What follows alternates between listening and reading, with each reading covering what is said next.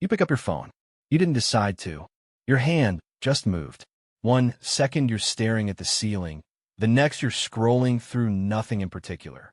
You unlock it. You check it again 3 minutes later. And you have no idea why. But the real answer is far stranger than a bad habit. Your brain isn't broken. It's doing exactly what it evolved to do. Somewhere deep inside your skull is a tiny region called the striatum. It doesn't care about emails or notifications.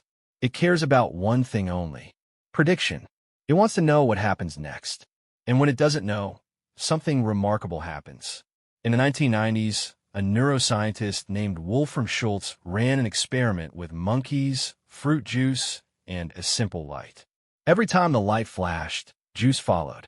At first, the monkey's brain released a burst of dopamine when the juice arrived. But over time, something shifted. The dopamine stopped firing at the juice. It started firing at the light instead. The reward moved, not to the treat itself, but to the moment right before it. The moment of not knowing. That's the mechanism sitting inside your phone right now. Every time you unlock your screen, your brain isn't reacting to the message, the like, or the video. It's reacting to the uncertainty of what might be there. Will it be good news? A funny video? Nothing at all? Your brain doesn't know. And not knowing is exactly what makes it addictive. Decades before smartphones existed, a psychologist named B.F. Skinner discovered something almost identical using pigeons and a lever. When a lever gave a reward every single time, the pigeons pressed it occasionally, calmly, almost lazily. But when Skinner changed the rule, when a lever only paid out sometimes, randomly, unpredictably, the pigeons became obsessed.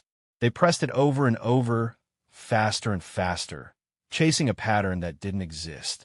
Skinner called it a variable ratio schedule. Casinos would later build entire industries around it. And so, quietly with your phone, think about your notifications for a second. Sometimes it's an important message. Sometimes it's spam. Sometimes it's nothing at all, just a red that turns out to be an app update.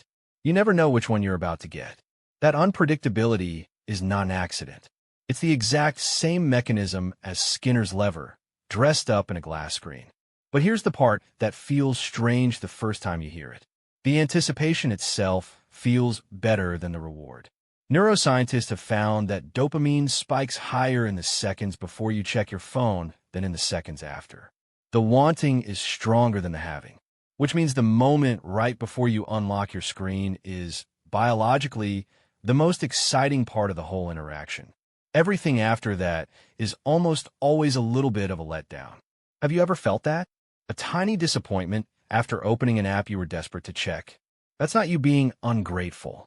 That's just dopamine doing its job. Now here's where it gets stranger still. Your brain doesn't just want a reward. It wants to reduce uncertainty about your social world. For most of human history, staying informed about your tribe wasn't optional. It was survival. Knowing who was upset with you, who needed help, who might be a threat, kept you alive. Your brain evolved to treat social information as urgent, even life or death urgent, because for thousands of generations, it genuinely was. Your phone hijacks that exact system. Every notification looks, to your ancient brain, like a tiny piece of tribal information. A message might mean someone needs you. A comment might mean your standing in the group has changed. Your brain cannot tell the difference between an actual emergency and a stranger liking your vacation photo. It treats both as data it urgently needs to check. Dr. Larry Rosen, a psychologist who has spent years studying technology and anxiety, found that many people check their phones not because they're bored, but because they feel a rising anxiety when they don't. He called it a kind of separation anxiety, similar in shape to what a child feels when a parent leaves the room. The phone becomes a stand-in for social safety. Leaving in another room doesn't just feel inconvenient. For many people, it feels quietly unsafe. So when you reach for your phone during a pause in conversation, or in the middle of a boring meeting, or the second a movie gets slow, you're not weak. You're running software installed by millions of years of evolution, being expertly triggered by a piece of glass in your pocket. And here's the twist that makes this even harder to escape. The apps you use were not designed by accident to be this compelling. Teams of engineers and behavioral scientists studied exactly how Skinner's variable rewards work, exactly how Schultz's dopamine prediction system fires, and built products specifically engineered to trigger both, over and over, thousands of times a day, across billions of people. You are not fighting a habit. You are fighting a system built by people who understand your brain's reward circuitry better than you do. Does that mean you're stuck? Not exactly, because once you know the mechanism, you can outsmart it. Uncertainty is the fuel. Remove the uncertainty, and the craving loses most of its power. That's why turning off notifications works so well for so many people. It's not willpower. It's removing the unpredictable light before it flashes at all. That's why some people leave their phone in another room.